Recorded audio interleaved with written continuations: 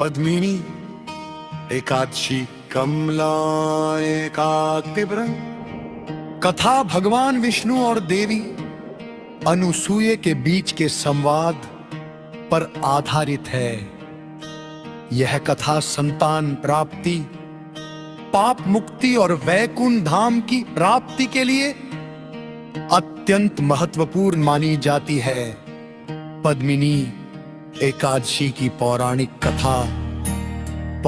कथा के अनुसार प्राचीन काल में महिष्मती नगरी पर राजा कृतवीर्य राज करते थे। उनकी कई रानियां थी, लेकिन उनमें से किसी को भी कोई संतान नहीं थी। संतान न होने के कारण राजा और रानियां हमेशा दुखी और चिंतित रहते थे। राजा ने अपनी पत्नी पद्मावती के साथ वन में जाकर कठोर तपस्या करने का निश्चय किया। उन्होंने कई वर्षों तक घोर तपस्या की, लेकिन फिर भी उन्हें कोई फल प्राप्त नहीं हुआ।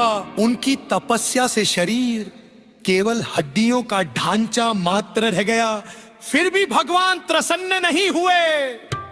देवी अनुसूया का मार्गदर्शन।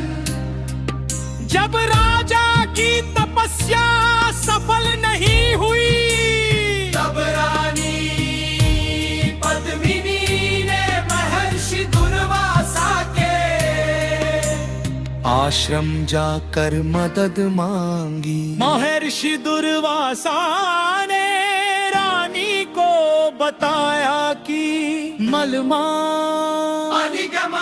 जो कि हर 3 साल में एक बार आता है, उसमें शुक्ल पक्ष की एकादशी का व्रत करने से सभी मनोकामनाएं पूर्ण होती हैं। इस एकादशी को पद्मिनी एकादशी कहा जाता है।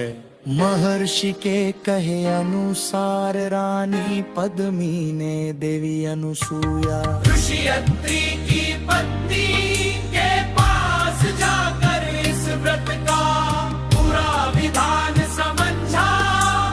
देवी अनुसूया के बताए गए विधि विधान के अनुसार रानी ने अधिक मास की एकादशी का व्रत रखा। के प्रभाव से भगवान विष्णु प्रकट हुए और रानी से वरदान मांगने को कहा। भगवान विष्णु का वरदान रानी पद्मिनी ने स्वयं के लिए वरदान न मांगन अपने पति के लिए संतान का वरदान मांगा। भगवान विष्णु तथास्तु कहकर अंतर्धान हो गए।